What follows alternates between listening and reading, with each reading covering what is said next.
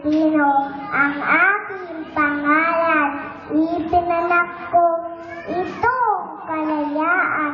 Ako ang ina at siya ang dahilan ng pagkakaisa at ng kasarilan.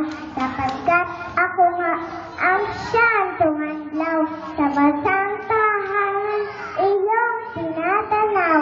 Katulad ng inang sa iyo ay ilaw, nagbibigay sigla, buting sumasaklaw.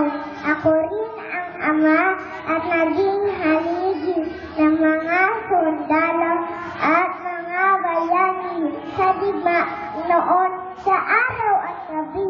Ako ang sandaral na taas ng puri, sapagkat ako'y ang lakas mo tuwa. Ako'y lakas nito, titig mo at iwa. Sa pamamagitan noon ng aking salita, ligtas ka sa ulit, luksong masasama.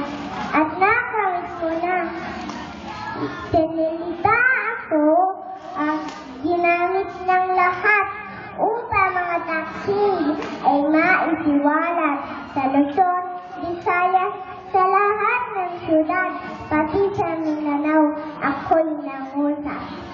At nakamit mo na ang hangad na laya mula sa dayuhang sakim at masama, dilim na sumako sa bayan at bansa.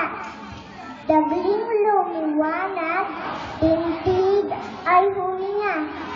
Wikang Pilipino, ginto mo at hiyas, panlahat na wika, saan man bumalkas. Ilaw na maalam, sa dilim ay lunas, ikas patungo, tuwid ay nanda. Ko, wika, hindi ko panalo.